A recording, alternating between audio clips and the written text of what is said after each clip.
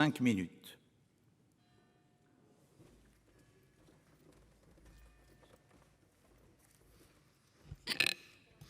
Monsieur le Président, Monsieur le Ministre, mes chers collègues, qui pourrait s'opposer au renforcement de l'accès aux services publics?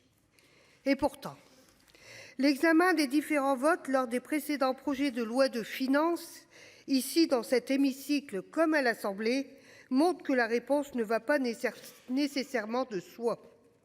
D'où quelques interrogations sur les raisons réelles qui ont conduit au dépôt de cette proposition de résolution. Cependant, l'enjeu est certain. En matière de cohésion sociale, d'accès aux droits, d'égalité territoriale et entre nos concitoyens notamment. Cette proposition de résolution le rappelle bien d'ailleurs. C'est la particularité de notre République, depuis la naissance de notre Constitution, d'avoir développé des services publics forts, utiles à l'intérêt général, à l'accès garanti pour chaque citoyen en tout point du territoire. Mais aujourd'hui, les temps sont durs. Les enseignants désertent à champ de ruines, les hôpitaux ferment des lits à tour de bras, les collectivités sont bien en peine à mettre en œuvre des politiques publiques pourtant nécessaires. Finalement, tous les secteurs publics semblent concernés. Les gouvernements successifs ont veillé à saper un modèle que beaucoup nous enviaient pour céder l'école, l'hôpital, les transports et j'en passe au privé. Jusqu'à notre énergie, notre eau et peut-être bien notre air, qui sait?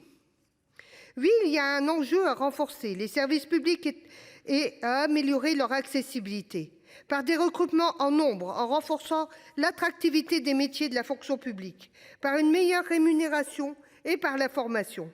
500 000 emplois sont nécessaires pour tenir nos objectifs sociaux, nos objectifs sanitaires, éducatifs, écologiques et économiques. Il y a tant à faire. Alors certes, cette résolution aborde le problème, mais n'apporte pas de solution véritable. D'abord, parce qu'elle ne présume pas des efforts qui seront mis au budget 2024.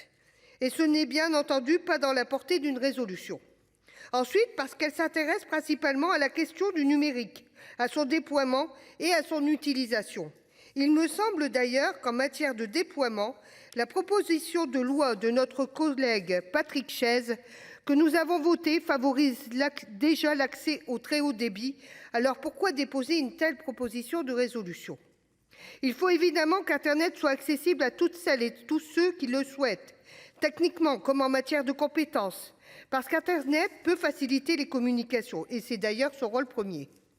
Il ne doit pas en revanche servir de prétexte pour dégrader nos services publics, pour qu'un enseignant soit face à des milliers d'élèves isolés derrière un ordinateur, pour qu'un médecin ausculte sans pouvoir intervenir, pour qu'un formulaire soit rempli sans accompagnement, ni pour que les collectivités se sentent laissées à l'abandon. 84% des démarches administratives prioritaires seraient déjà accessibles en ligne. Cela est pratique pour certains et beaucoup moins pour d'autres. Le vrai problème étant que ces mêmes démarches sont de plus en plus difficiles d'accès physiquement. L'électronisme et la précarité numérique concernent un quart de nos concitoyens. Pensons à eux aussi, et je dirais même, pensons à eux d'abord, puisque ce sont souvent les plus précaires qui sont les plus confrontés au numérique pour leurs démarches, et parfois découragés. Notre devoir est aussi de lutter contre le non-recours. C'est pour toutes ces insuffisances, malgré ces intentions positives, que nous nous abstiendrons donc sur cette résolution qui n'apporte rien de plus à la PPL Chaize. Si nous voulons de véritables services publics, ce n'est pas avec un clic droit que cela se réglera, mais dans les lignes budgétaires du projet de loi de finances. Merci. Merci, cher collègue. La parole est maintenant à monsieur Jean-Marie Mizzon pour le groupe Union centriste pour 4 minutes.